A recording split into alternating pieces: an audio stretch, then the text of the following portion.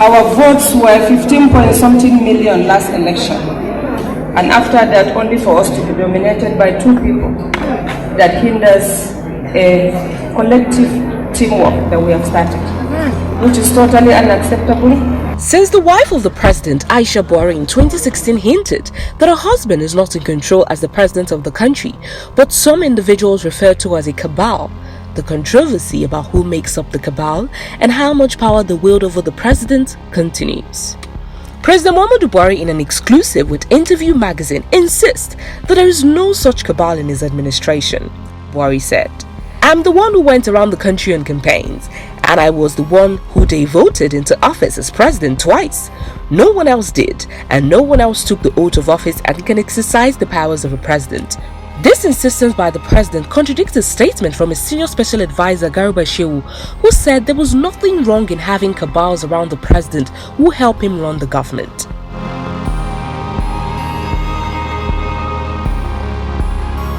The president didn't make a mistake by taking off without writing a letter to the National Assembly. This brings to light Aisha Buhari's recent tell-all, where she revealed that her husband's senior special advisor Garba Shehu is the cabal's messenger. As the spokesperson of the president, he has the onerous responsibility of managing the image of the president and all the good works that he is doing in the country. Rather than face this responsibility squarely, he has shifted his loyalty from the president to others who have no stake in the contract that the president signed with Nigerians on May 29, 2015 and 2019 respectively. The contradicting memos that seem to be flying around Aso Rock, however, proved her right.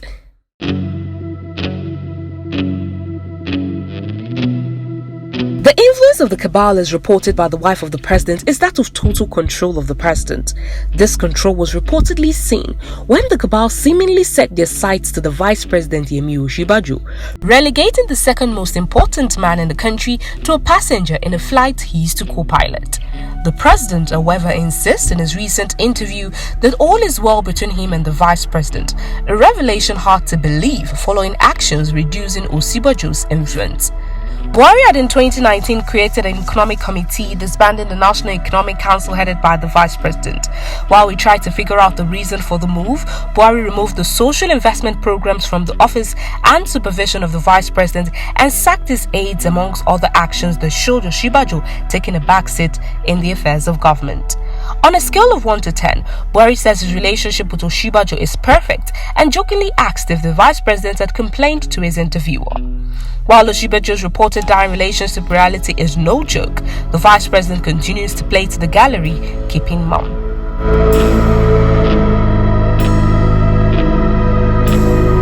Opera News had reported in November that nephew of the president, Mamman Daura, and his ally Issa Fotua are at odds with the chief of staff to the president, Abba Kyari, following the rejection of ministerial nominees from Mamman and Fotua by Kyari.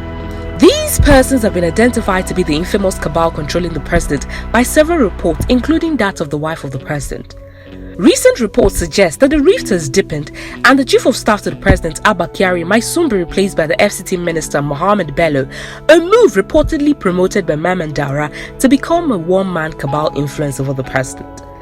The cabal is kept busy, as the Fire Media reported that former President Goodluck Jonathan is being considered by the cabal as Buhari's replacement in 2023, despite the denial of the former that he is not interested in the position. The cabal is reportedly considering this route due to Jonathan's experience and international reach when compared to the national leader of the APC, Bola Ahmed Tinubu.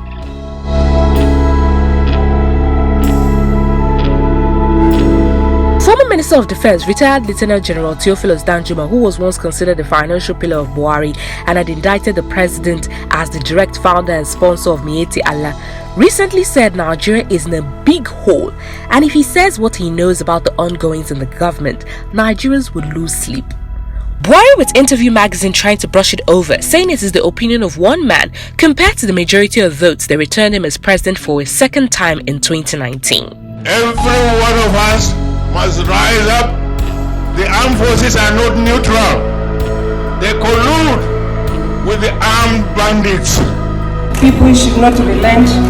People should continue to fight, continue to talk against the few that dominated the government.